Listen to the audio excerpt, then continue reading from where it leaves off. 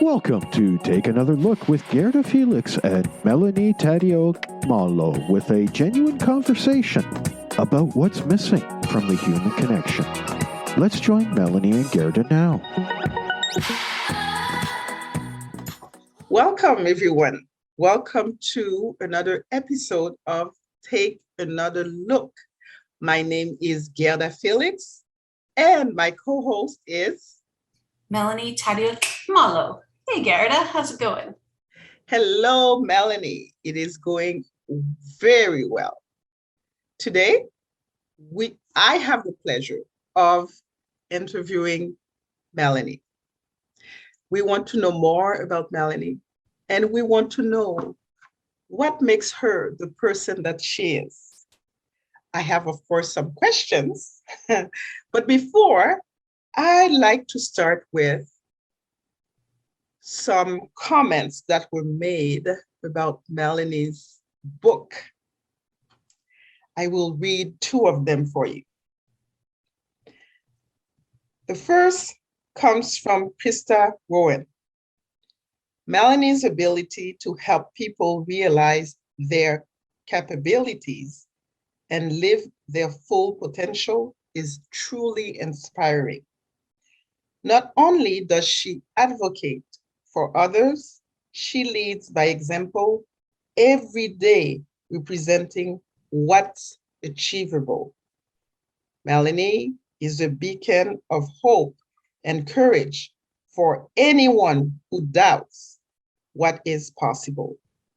Her demonstrated resilience, determination, persistence, and confidence are infectious, and she'll have you believing in your abilities too.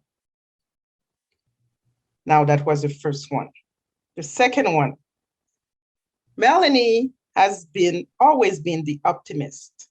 Even if she didn't believe it, she made you think she did. She's been the motivator, forever positive, and a beautiful person inside out. I love you to the moon and back. And that was from Vicky McGrath.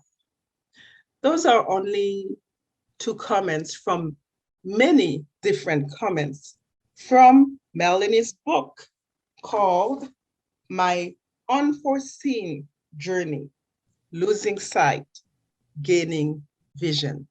It is a pleasure to know Melanie and to call her my friend. Now, here is my question, Melanie. Tell us a little bit about you, your journey that has brought you from when you were a child to here. Wow. Thank you so much, Guerdah. I'm so excited for the opportunity to, really dig in. So a little bit about me. Growing up, I'm the eldest of four girls. My father's from Italy, my mom is Canadian, and background is Irish and Scottish. So I grew up in a really loving, supportive home. And everything that was ingrained in us was to work hard, reach for the stars, anything is possible. Being the eldest, of course, I had to be the role model. I had to be the good daughter. I had to do the best and set the example for my sisters. So there's a little bit of pressure at the beginning, but never push. Other than the fact, of course, my parents said they wanted a doctor, a lawyer, that sort of stuff. But they were sadly disappointed. I loved life. I was carefree. Life was easy and fun. Had great friends growing up from elementary school, middle school, all the way up to high school. In high school, I started to discover what volunteering was about and giving back. And, I was a big sister for, when you have big sisters and big brothers, it's an organization where you help other children that maybe need some support. I did volunteer work, so I could learn to work with, kids and things like that, because my goal was to be a teacher. I was that little girl in her bedroom that used to teach her stuffed animals, the birds and the bees, life, literacy, everything. That was me. I wanted to be an influence in some little people's lives, because the teachers in my life were huge influences. And then I started to find my passion for art. And I was in high school. And, I did some crazy artwork. I'll tell you, Garrett, it was a little bit questionable, but it was fun. And I was able to express myself. I was always good with language and things like that, but art was a whole other creative outlet that I could just be me. And I thought, this is what I want to do. And again, I'm talking like 16, 17, 18. You think you know everything in your world. So I was going to be an art teacher. So everything I did in preparation was for that. I volunteered, I had great grades, everything. And I applied for university to take art. And then university comes along. And oh, by the way, I was super boy crazy too growing up, of course. So that was studies and boys. I drove my parents crazy, but it was fun. And then in my fourth year university, I started to have migraines. And the doctors kept saying, oh, it's stress from university. I'm sorry, but I'm taking art, I'm drawing and painting. What kind of stress does a 21-year-old have in their life? One would think, right? Yes. Well, I started to really not be well. And I suffered a massive stroke that left me completely paralyzed on the left side and legally blind. And Guerdah, my life was turned upside down. I bet. I had to learn everything again, to walk, to talk, to be independent. And everybody kept saying, it's okay, you're disabled, you can stay home.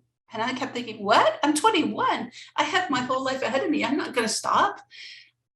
And then I finally was able to get out of the hospital, learn to walk, got that independence back. But now I had to learn how to live my life as a blind woman.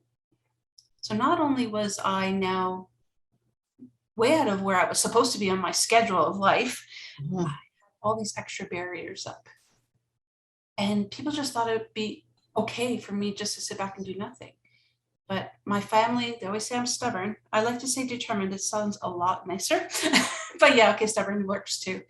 And I persevered. I pushed forward because I still wanted those dreams and goals to come through. I always call it, I had stroke brain. And I know that's not a medical term. It's not appropriate, but it's Melanie's term, where you think you can do everything, but really you can't because your brain thinks that way. And I applied for teachers college. Everything I had done, like I said, up to that point was to get me in there. So they had to give me the interview like this. So how are you going to do this with your disability? And how are you going to do that with your disability? And I finally said to them, I thought this interview was about my abilities and not my disability. Great response. I don't know how I did it, Guerdah, at that point, because I was numb. I was just getting annoyed at that point. But honestly, I guess it was my first step towards advocacy. But I didn't really understand what that meant at this point. I just knew that, hey, this was my goal. I was going to prove everybody wrong. I was going to still get into teacher college. And I did. And I graduated as the first legally blind teacher to graduate in Ontario, which sounds incredible, right? Congratulations. Thank you. But nobody would hire me because I was blind. It's interesting because looking back now when I say this, I honestly think I was in a fog when I went through the whole experience because I was so determined to be normal, whatever normal is. Yes. In my mind, normal was that person I was before. And I can't believe how far I've grown now. Because what I realized is, yes, that was the dream of me prior to my stroke, prior to the disease.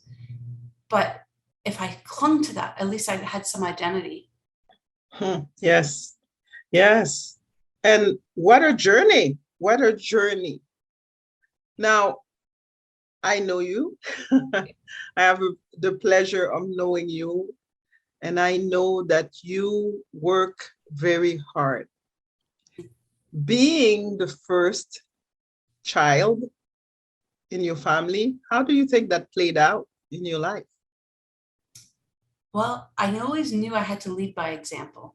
I knew that I had to be, whether it's as the eldest sister, whether it was going to be in volunteering, whether it was going to be working as a teacher, I knew I had big shoes to fill because I had responsibility.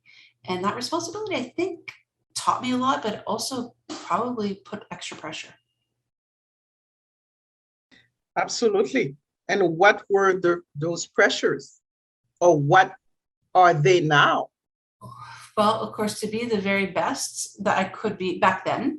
Now things have changed. For me, it's always, I still live by the philosophy, lead by example, because I can never ask my students or anybody I work with to do something I wouldn't do myself. So whenever we're working on a fundraiser or something for my charity, I will do the work before I ask anybody else to do it, because how dare I even ask for help or ask somebody to do something to get their hands dirty and I'm not doing it. That doesn't work for me. That's not my mentality. But also, I will tell you this, it has pushed me, and sometimes not to the best of, so it has pushed me to continue go, go, go, go, go, do, because I feel that I have to. And that can be exhausting. Yeah, I can imagine. And what about me time? What is that? Oh, yes. And it's funny because I always talk to my students, my placement students, about self-care and time for themselves. And I do it, but it's far and few between for sure. Wow. Wow. Thank you for sharing that with us. Now I am going to move to your book, Okay. My Unforeseen Journey, Losing Sight, Gaining Vision. Every time I see the title, I am amazed because I understand there are different levels to that title. My Unforeseen Journey, Losing Sight, Gaining Vision. Tell us a little bit more about that. So we all face unforeseen change in our lives. Let's face it.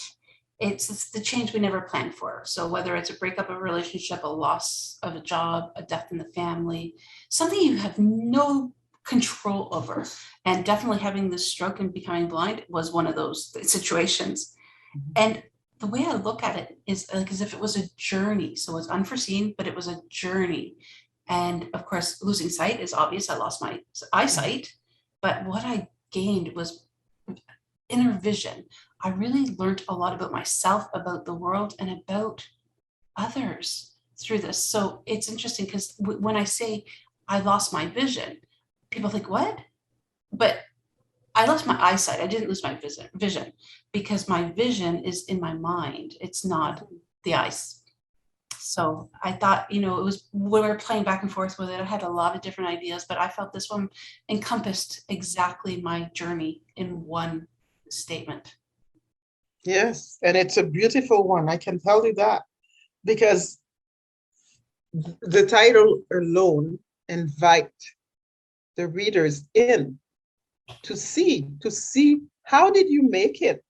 How did you make it after something that was so big, such a big experience that really changed your life from where you were going to where you are now? Definitely. Can you tell us a little bit about that? As I said, like before, I think everybody as children, we have a mold in our mind. This is my journey, the roadmap for what I want in life. You want everything perfect, the white picket fence, the house, the family, the job, the wedding, all those things in your mind. But when you have such a big change in your life, your priorities shift and what is important changes. So that storybook, life perhaps you had as a child, you kind of have forced to grow up and really do a reality check and check in what's important. Despite not having eyesight and being able to see, I really was having to challenge my thought processes and go deep and really question my belief system, question what was important and what I defined as success, because this was all going to help me map out the detour I was taking on my journey. Mm-hmm. Yes, absolutely.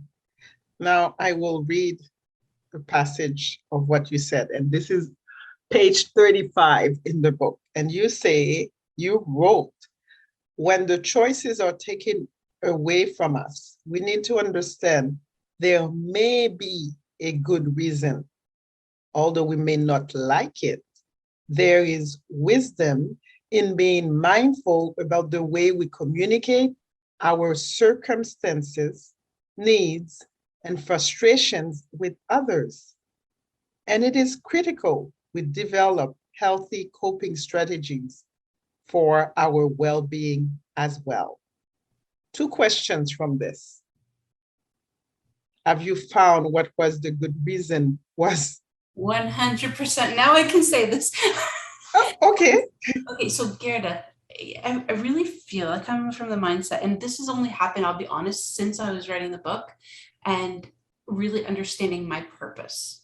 And purpose can change, but I firmly believe things happen for a reason. And as I said there, you don't like it when it happens because you didn't choose it, but you have opportunities to learn and grow from every situation.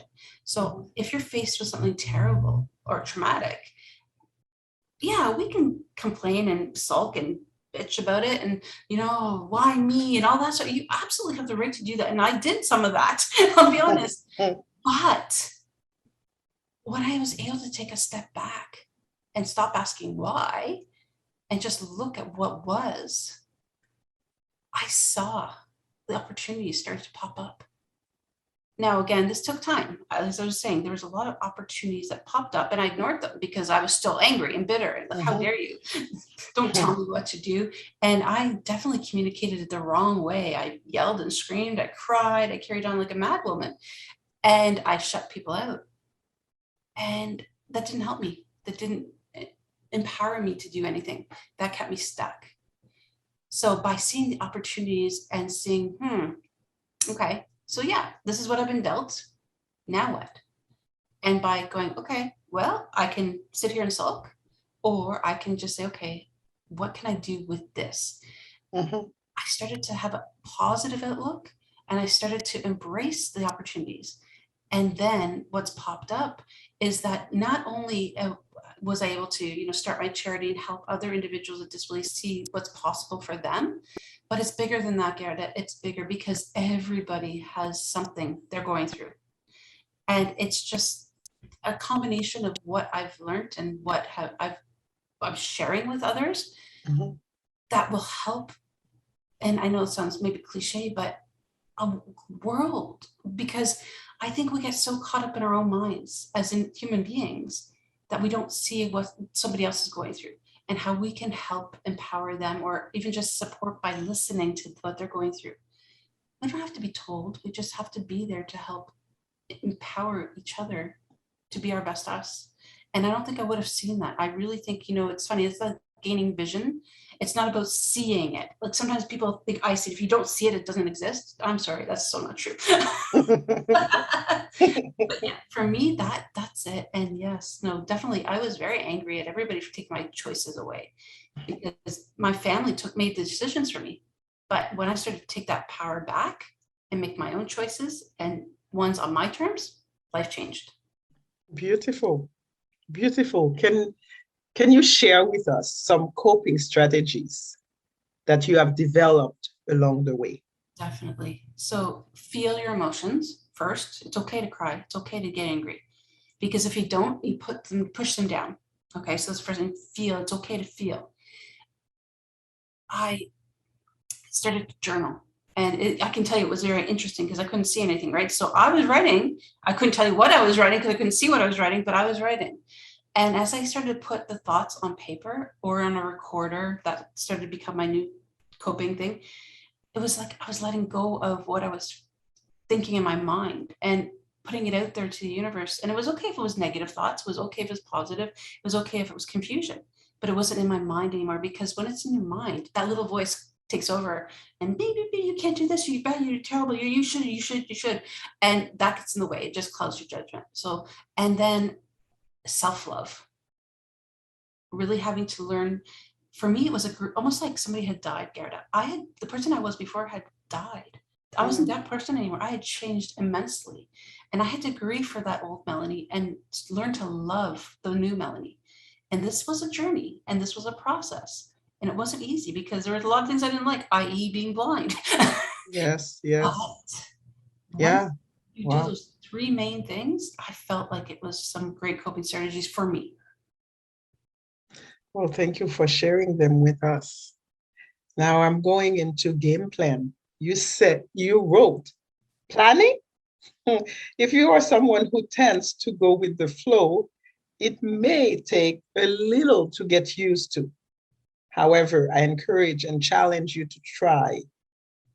Vary your approach to suit your needs, whether it's a list, journal, calendar, or an app on your smartphone. Discover what works for you. Be creative and enjoy the rewards of having a plan.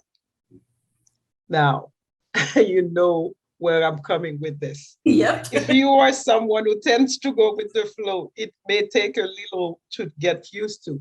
And here you are with Guerdah. This is why Because, you know, I like to go with the flow. So tell us a little bit more about this game plan. Okay, so here's the funny thing with you and I, Guerdah. I'm the planner. I'm like planner extraordinaire. Yes.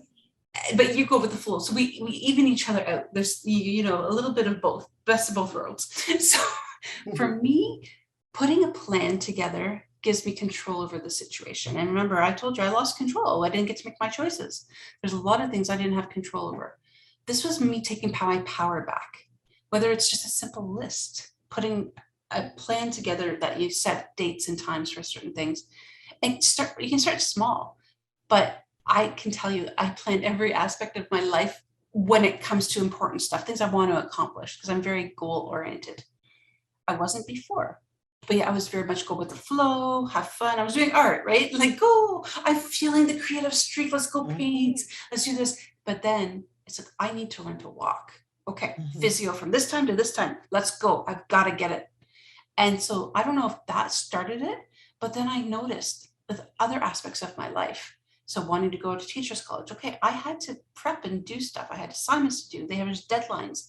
I had to get back into that flow and learn how to plan for me. Now, keeping in mind, this drives people crazy who are not planners. When I was going through the stroke, I was living at home with my younger sisters, and every aspect of my life had to be planned. And according to me, they had to happen on my schedule, not anybody else's, on mine.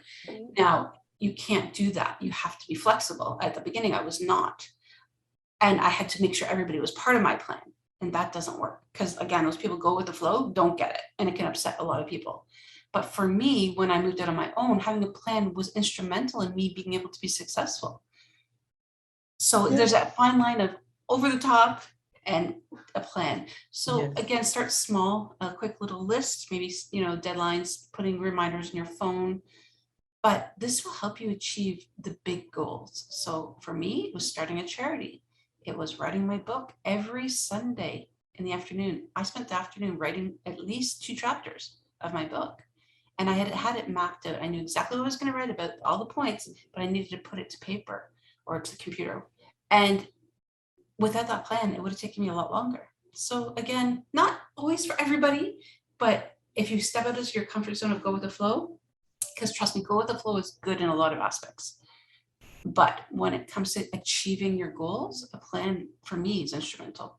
And I think it is beneficial for everybody. And I agree. I agree. Even if I am the go with the flow person, I also believe that there is some, you know, I say to people, when you start writing things down, miracles happen. It feels like the universe rises up to meet you where you are at. And it's a beautiful feeling because at some part you feel it's not about you. Because yes, you have written it down, but it has a life on it of its own. Yeah, you're putting so yes, I agree. You're putting it to the universe and manifests itself because it's out there. Yes. I know you've had that experience recently, Guerdah, with your vision board, right? Ah, yes, yes. And it's been life-changing because there are certain things that are happening now. I was like, wow, I never saw that. But it's been beautiful. And yes, and that's why I say I agree with you. It is important to plan because it gives your life a purpose when you plan. Definitely. Now, here is my other question for you. Melanie, Toastmaster, yes, writer, business owner, advocate, teacher, and I'm sure there are some that I've missed. Is there anything else? coming up for you? Well, other than this exciting podcast, Guerdah, I love this. This is an opportunity for us to just be us and talk about the things people shy away from.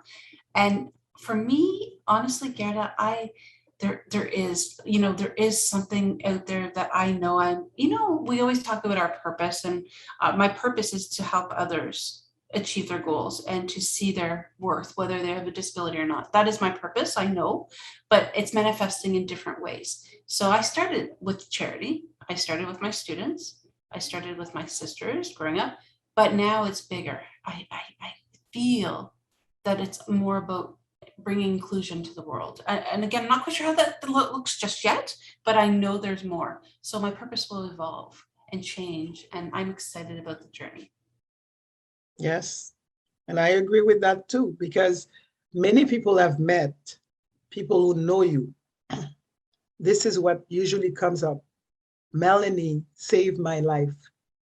Melanie taught me how to live.